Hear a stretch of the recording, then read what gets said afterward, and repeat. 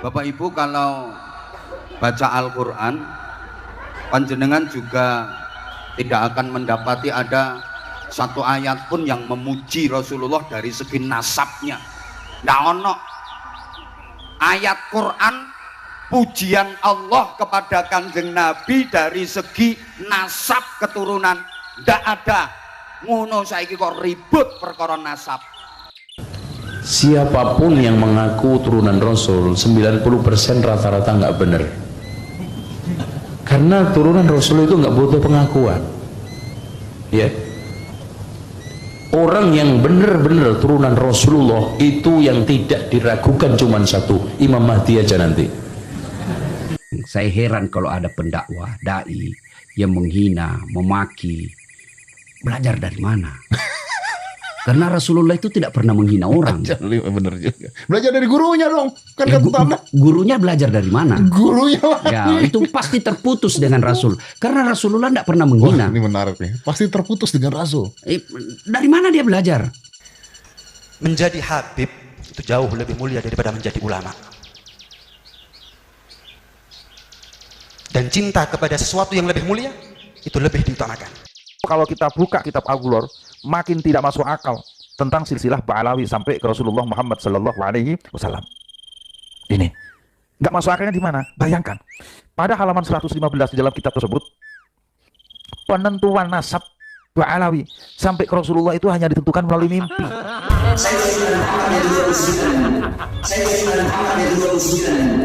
Yang keberapa habis? Ke 30 berapa? Saya kalau dari garis ayah ini saya ke 38.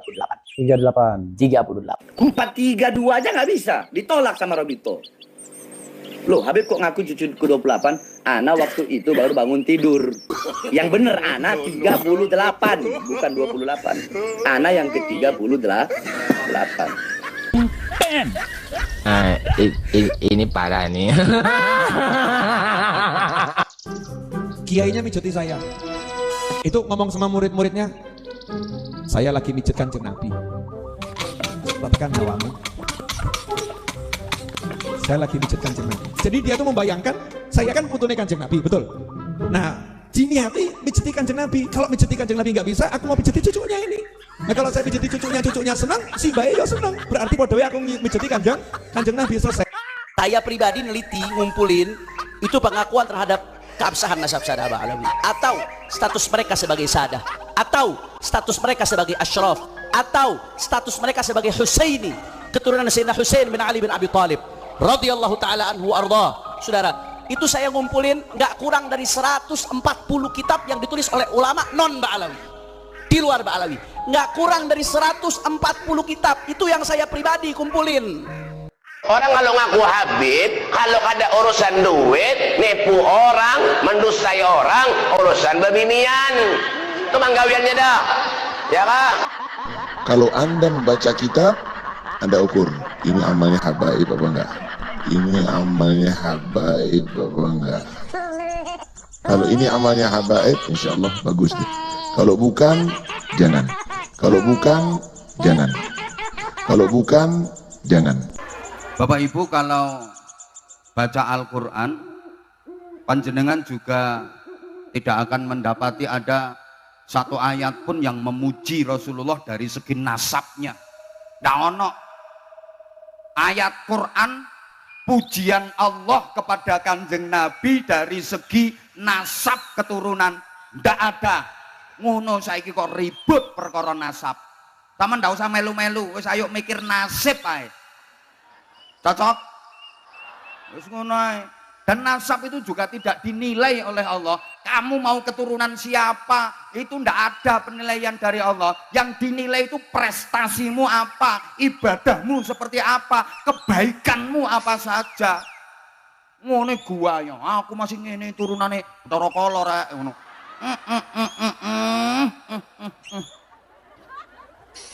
Iya, mbahmu apik, lha dirimu apik tak gak? Apa artinya mbah-mbahmu apik, tapi kalau dirimu elek? Mending mbah-mbahane ora patek apik, tapi dirimu apik. Ngono lho.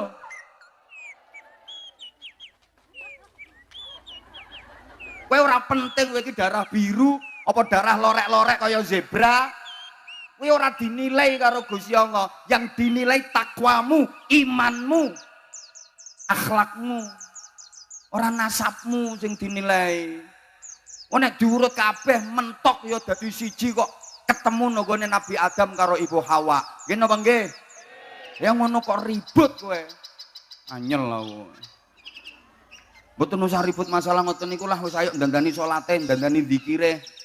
Gitu. Sembuh.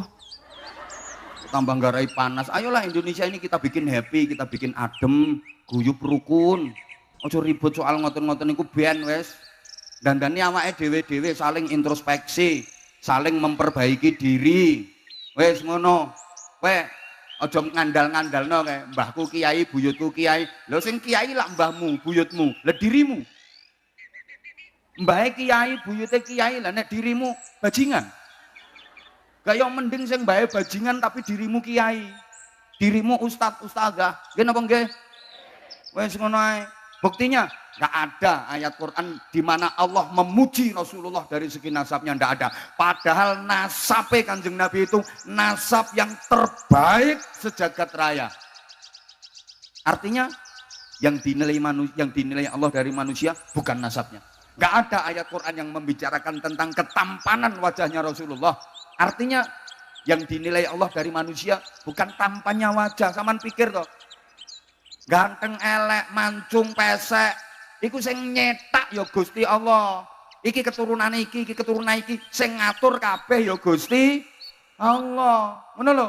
Mbok sampean ki misale keturunane Brawijaya ya ora ngerti kok sampean. Wong Jawa ki rapate ngopeni ngono kuwi kok. Ya toh? Kowe iki keturunane Minak Jinggo. Sing kene iki ketoke keturunane Togok iki. Lho kuwi kabeh sing ngatur sapa? Gusti. Kita lahir terima beres nggak bisa pesen kok. Lho kok umpama iso pesen, ya aku milih dadi anake presiden to. Penak aku iso nyalon wakil presiden, aku iso nyalon bupati, aku iso nyalon apa. Umpama iso pesen ngono lho. Aku milih dadi anake presiden, aku mau dadi anake wong Bojonegoro. Lho umpama iso pesen. Lho nggih napa mboten? Kita nggak bisa pesen bapak kita siapa, ibu kita siapa, mbah kita siapa, kita nggak bisa inden no. Cara iso inden. Alah, aku njaluk dadi anak presiden. Pak sampean bareng umpama cara iso pesen ngono, njaluk dadi bojoku paling sampean. Aku sing moh. Ngono lho. Lha kok mempermasalahkan sesuatu yang diatur sama Allah? Kabeh wis sing ngatur Allah kok jalure teko kene Gusti Allah. Jadi wajah bukan itu yang dinilai sama Allah. Karena yang ngatur cetakan wajah itu Allah. Nasab bukan itu yang dinilai sama Allah. Karena yang mengatur jalur nasab manusia itu juga Allah. Mulane Gusti Allah lek maringi contoh ngono kae. Najan anake Nabi Kanan, anake Nabi Nuh, bapake Nabi. Lah nek anake patak warak neraka. Yo najan anake Abu Jahal, nek Ikrimah kae bapaknya Abu Jahal, tapi Ikrimah panglima perang Islam, jasanya besar untuk perjuangan Islam. Ngono kae? Mbok paham mbok enggak ngene iki. Derajat keturunan, terumpah istimewa. Kalau terumpah istimewa itu yang make Fir'aun, Namrud, neraka paling dalam tempatnya. Walaupun teklek, nek wis sing nganggo sikile Bilal, dia budak hitam legam. Tapi sudah terdengar di surga. Ketika Bilal masih berada di dunia, suara terumpahnya sudah terdengar di surga. Loh, ngono lho. Paham ora? Lagi mbok yo Bilal ireng-ireng ngene iki.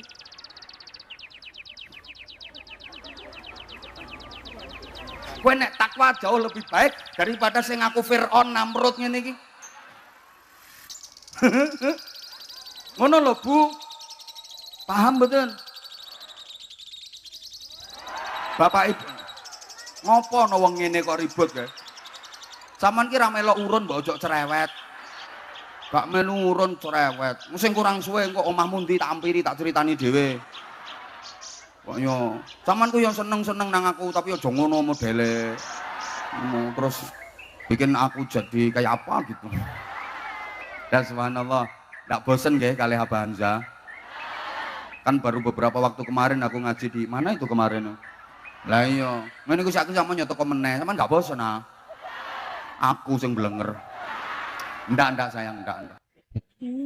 Limited edition ini. Muka-muka impor.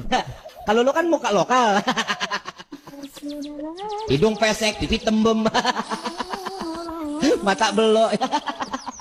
Persis kayak celengan Semar.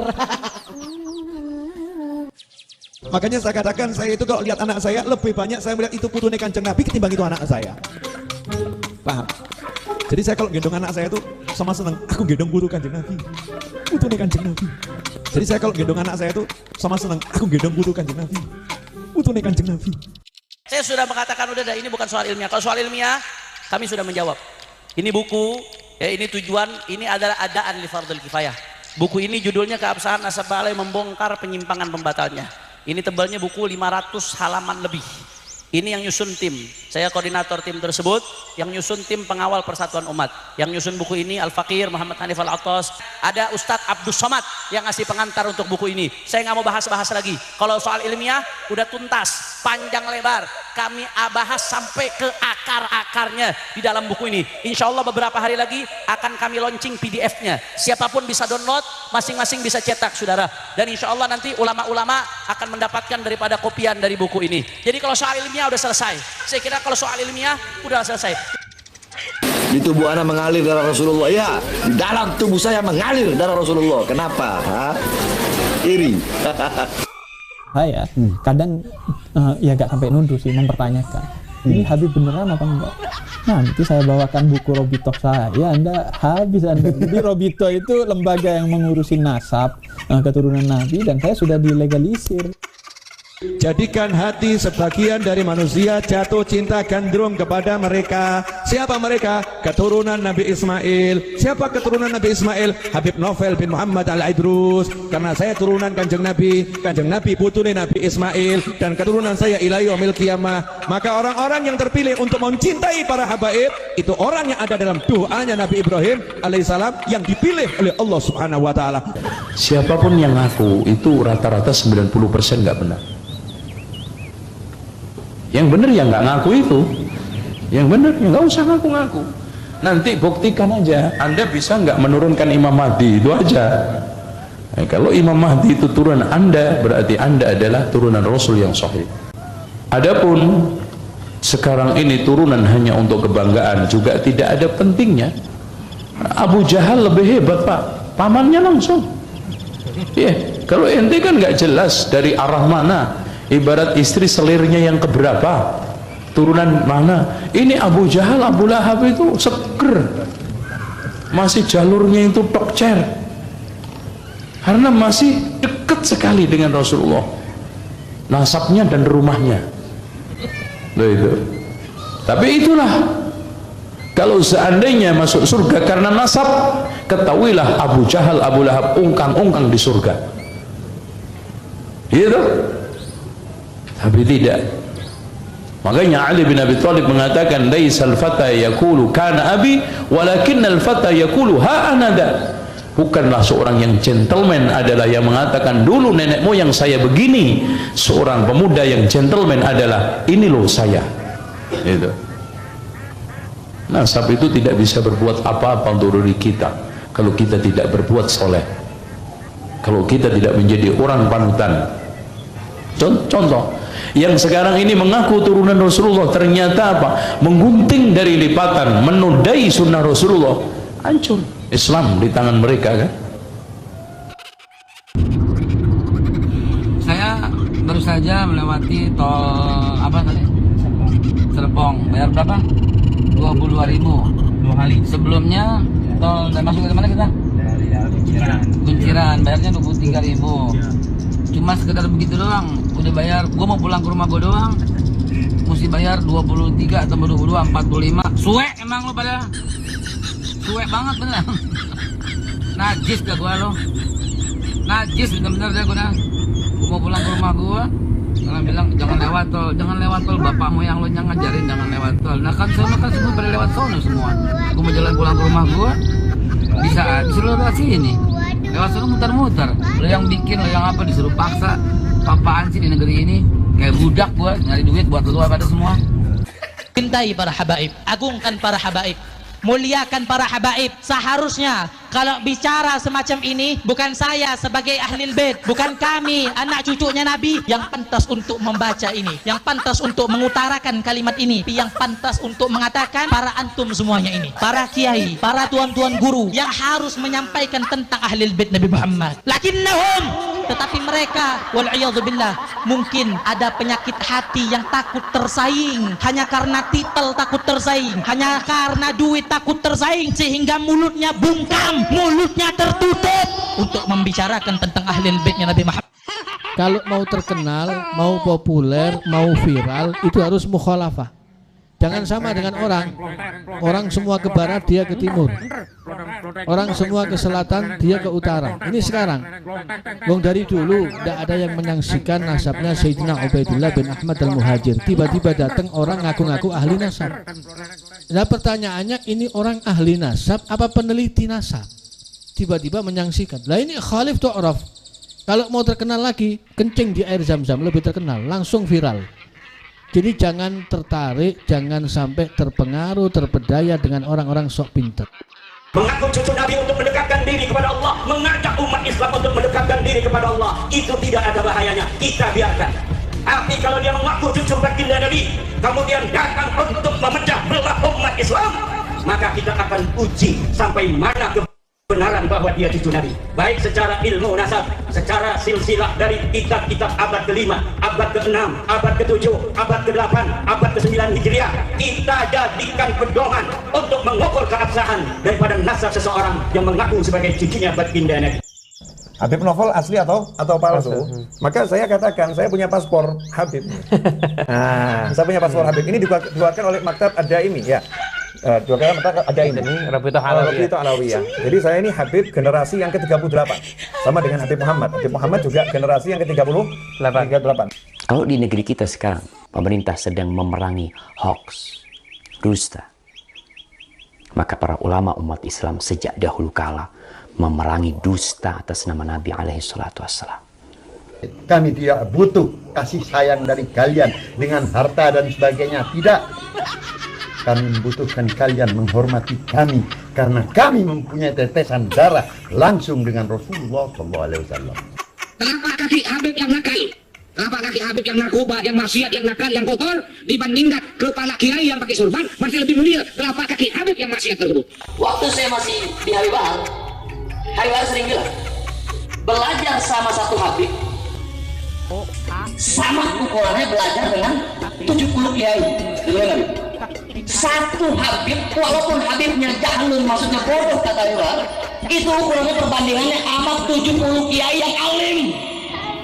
Perbandingannya berarti kalau kita ngabdinya sama 10 Habib sama belajar sama berapa 70 kiai, ratusan, betul nggak? Itu ngikuti Al-Quran tapi nggak ngikuti habaib, keluarga Nabi SAW, ahlul bait Nabi. Ente juga sesat. Hati-hati. Kalau sudah mulai ada buhut, berarti kamu sudah meninggalkan satu daripada taqwalain dan kamu akan sesat pasti.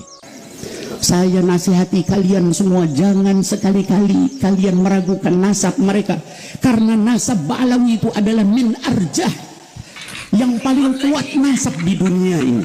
Itu beliau bilang begitu.